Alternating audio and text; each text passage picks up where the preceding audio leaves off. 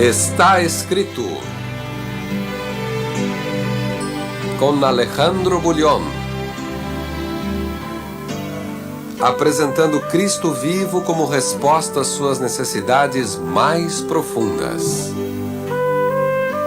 Hoje, conhecer Jesus é tudo.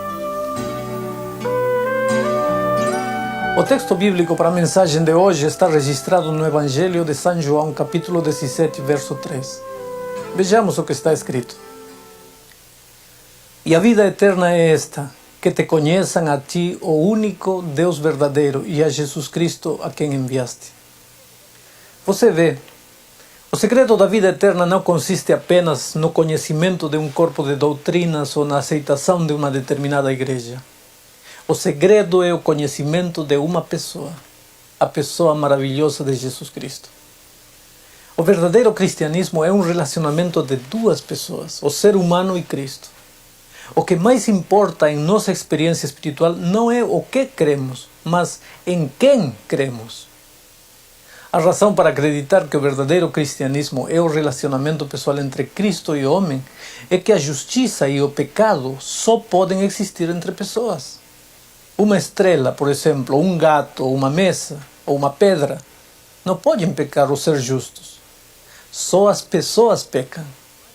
Por isto, o pecado, mais do que a violação da lei, é a interrupção do relacionamento de amor entre Cristo e o ser humano.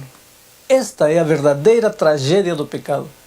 Quando peco, estou ferindo meu Jesus, ferindo a mim mesmo e trazendo separação entre ambos. A maldade do pecado do Éden está melhor revelada no fato de Adão se esconder de Deus do que simplesmente no comer do fruto proibido. Isto é o pior do pecado. O ser humano que outrora corria e se jogava nos braços do pai amante, depois de pecar escondeu-se de medo e causou profundo sofrimento ao coração de Deus. Pergunto, estava o pai triste porque alguém comeu uma fruta? Ou estava sofrendo por causa da separação? Isto nos leva à conclusão de que a salvação e a vida eterna nada mais é do que uma reconciliação ou um novo relacionamento pessoal com o Senhor da salvação. Somos salvos quando cremos em Jesus, quando amamos a pessoa de Jesus, não apenas seu nome, nem suas doutrinas, nem apenas sua igreja. Não podemos, porém, amar uma pessoa sem conhecê-la. Por isso o inimigo fará todo o que puder para nos distanciar mais e mais de Deus, ou então para aproximar-nos com uma ideia completamente errada do Pai. O inimigo não quer que conheçamos Jesus, ou na pior das hipóteses, quer que o conheçamos com a imagem de um Deus tirano, ditador, preocupado mais com suas normas do que com seus filhos. Essa imagem de Deus não inspira amor, inspira medo, não inspira desejo de servi-lo, gera a obrigação de servi-lo. A consequência é uma religião triste, um cristianismo formal, é o medo do castigo que nos leva a obedecer. O inimigo fica feliz com isso, conseguiu o que queria. Se não conseguiu levar-nos longe do Pai, ao menos trouxe-nos para perto dele, pelos motivos errados, pelo medo. Conhecer Jesus é tudo. Sabe por quê? Porque ao conhecê-lo como na realidade Ele é, ao conhecer o que Ele fez por nós na cruz do Calvário, ao saber quanto Ele nos amou e nos ama apesar de nossas atitudes ou de nossa rebeldia, não teremos outro caminho senão apaixonar-nos por Ele, amá-lo com todas as forças de nosso ser. E porque o amamos, então, desejaremos ser como Ele é, viver como Ele quer, ver sempre um sorriso de felicidade em seu rosto. Consequentemente, deixaremos de fazer tudo aquilo que o deixa triste e faremos tudo aquilo que o deixa feliz. Conhecer Jesus é tudo, porque a salvação não provém do esforço humano. A salvação é um presente de Deus e esse presente é a pessoa de Jesus Cristo. Escuta bem, a salvação não vem de Jesus Cristo. A salvação é Jesus Cristo. Aceitar a salvação é aceitar a Jesus Conhecer a Jesus é ter a salvação e, portanto, ter a vida eterna. Quando João fala de conhecer Jesus, não está falando apenas de um conhecimento teórico. João vivia numa época em que predominava o pensamento helenístico. Os gregos endeusavam o conhecimento teórico. Para um grego dizer que conhecia uma flor, por exemplo, ele ia à biblioteca, estudava tudo que as enciclopédias e livros falassem sobre a flor. Aí dizia, eu conheço a flor. João não. Para João, dizer que conhecia a flor, além de ler o que os livros diziam, era preciso que ele fosse ao campo, que tocasse a flor, que sentisse nas mãos a beleza da flor, que cheirasse a flor, que acariciasse a flor. Então ele podia dizer, conheço a flor. Conhecer para os gregos que viviam no tempo de João era acumular conhecimento teórico. Conhecer para o discípulo amado era uma experiência de vida. O conhecimento teórico pode ajudar enquanto as coisas andam bem. O conhecimento experimental é, por sua vez, a única solução para os momentos de crise. A maioria dos discípulos limitavam-se a ouvir as palavras de Jesus. João ia além, ficava perto do Mestre, reclinava a cabeça no coração de Jesus. Mas a diferença revelou-se quando a crise chegou.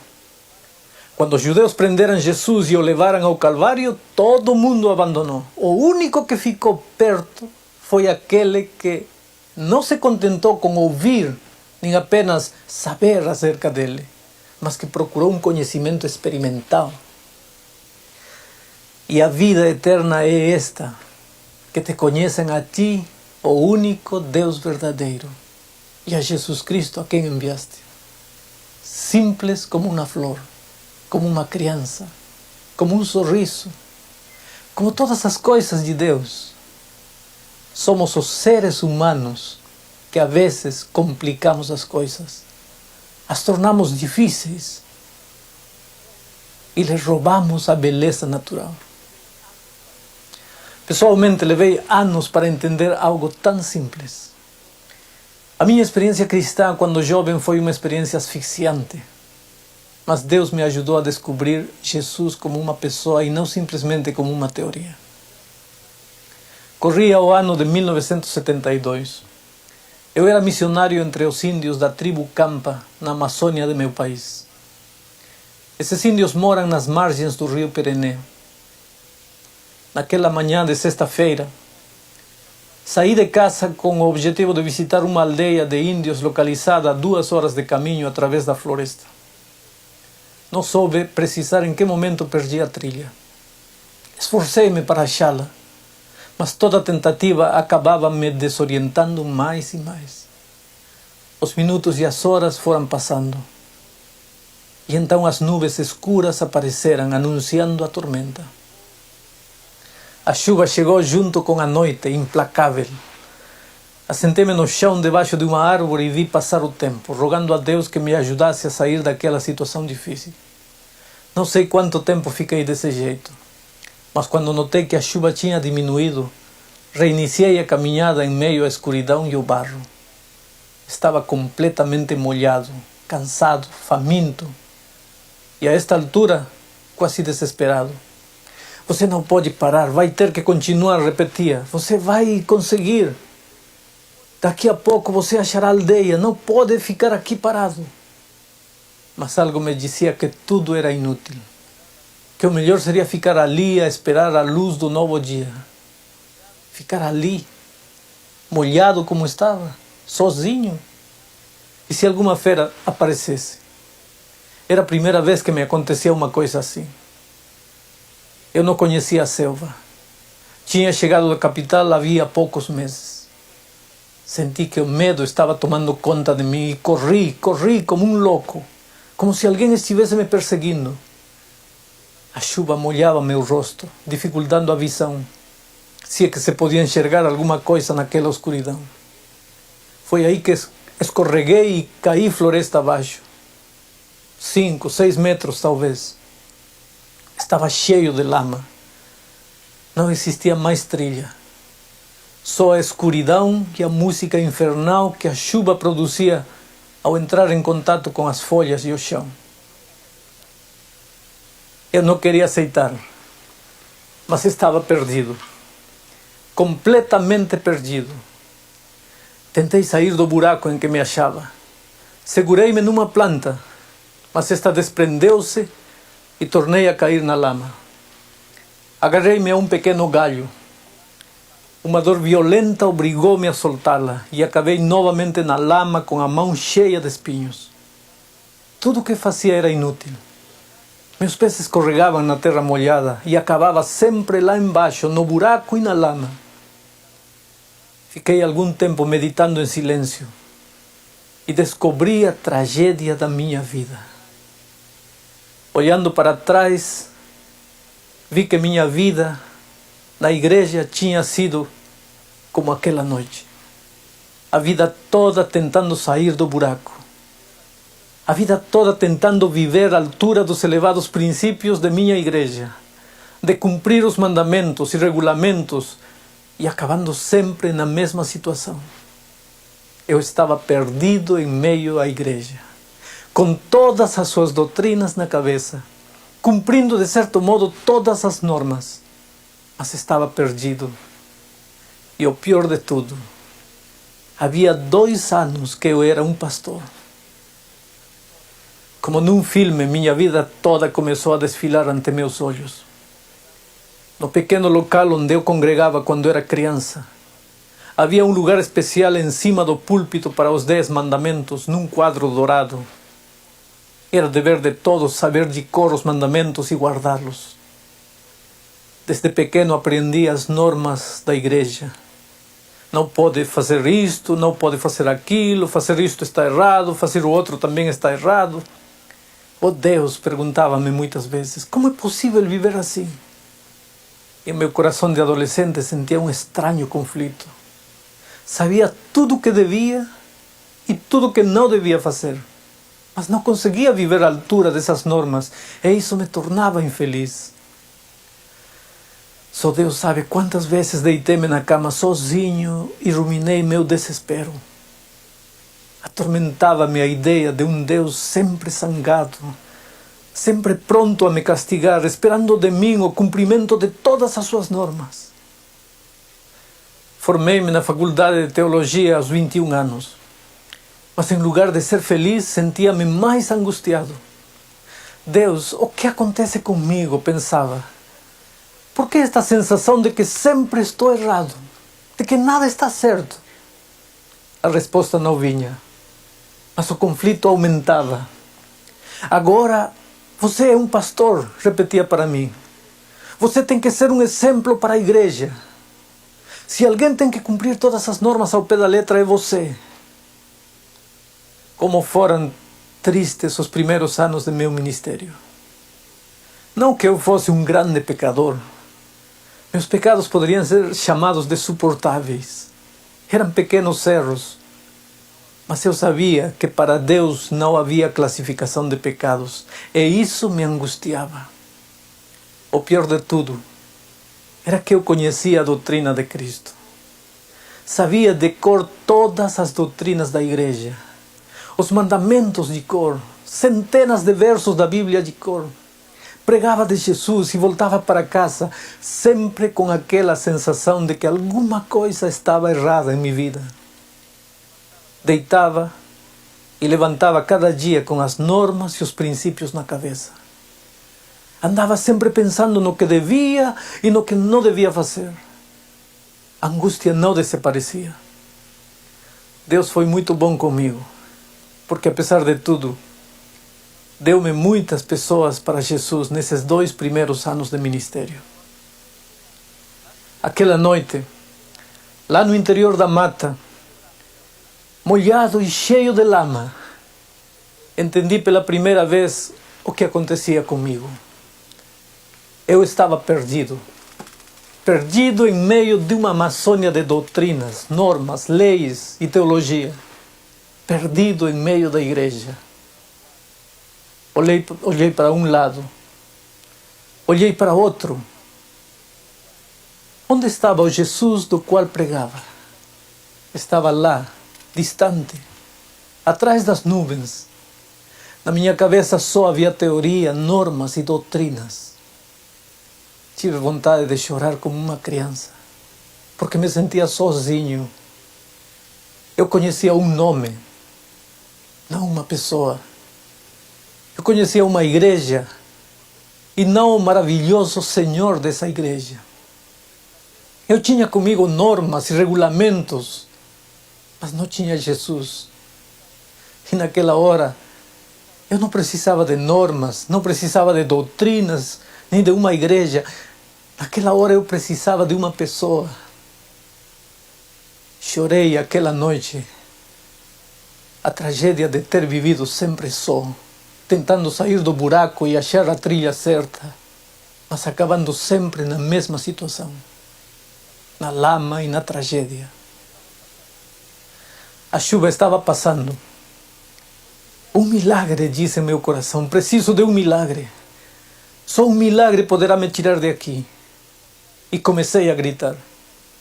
Comecei a gritar com todas as forças de meu ser. Na selva, quando alguém está perdido, tem que gritar. Se alguém ouvir seu grito, gritará por sua vez. E assim ambos poderão se ajudar. De repente pareceu-me ouvir uma voz distante.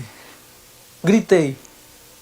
Minha voz perdeu-se na imensidão da floresta e o vento trouxe-me a resposta. Alguém estava gritando ao longe. Alguém estava lá.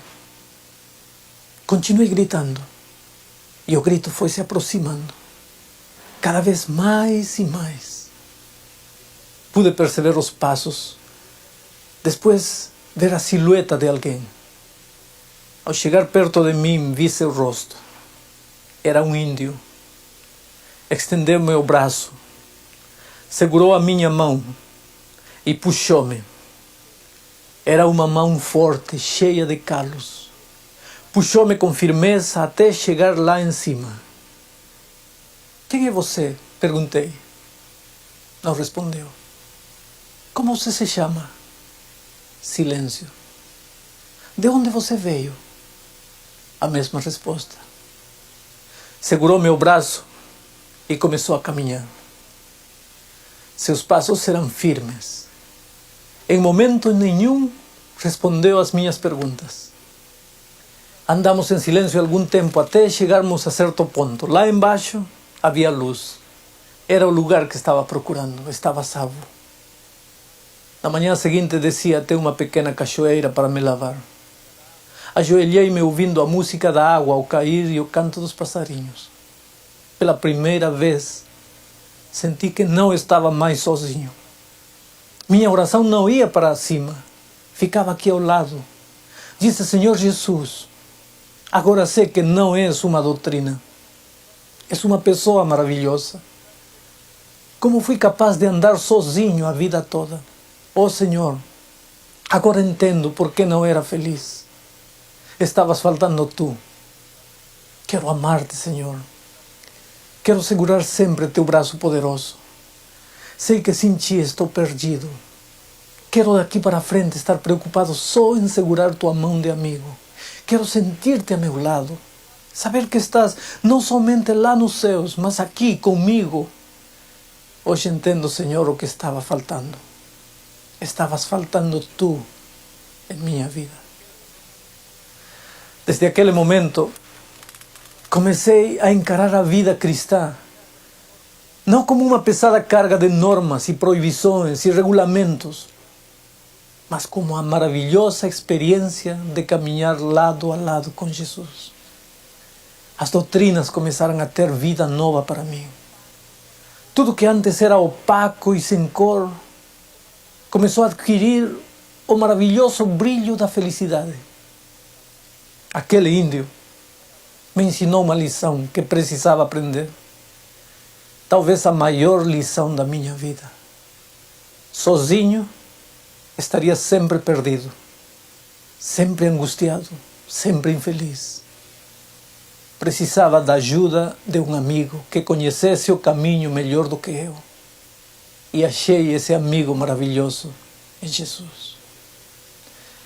Poderia você abrir o coração a Jesus neste momento? Você não está só. Talvez ao longo dos anos o acompanhou também a sensação de carregar esse vazio interior, apesar de fazer parte de uma igreja cristã. Por quê?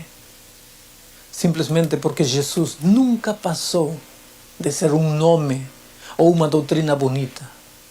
Mas neste momento, Ele quer tornar-se parte de sua vida. Ele o convida a viver a mais linda experiência de amor. Está você disposto a aceitá-lo? Lembre-se, conhecer Jesus é tudo. É isso que Sonete vai cantar agora. Estou cansada de encontrar as pessoas sem sorrir, caminhando em meio à dor e sem rumo aqui. Vão vivendo sem sentir o amor de Deus. A tristeza e solidão são caminhos seus. Conhecer Jesus é viver o amor. Ele é paz na aflição. Ele é salvação. Conhecer Jesus é viver o amor. Ele é fonte de poder que me faz viver.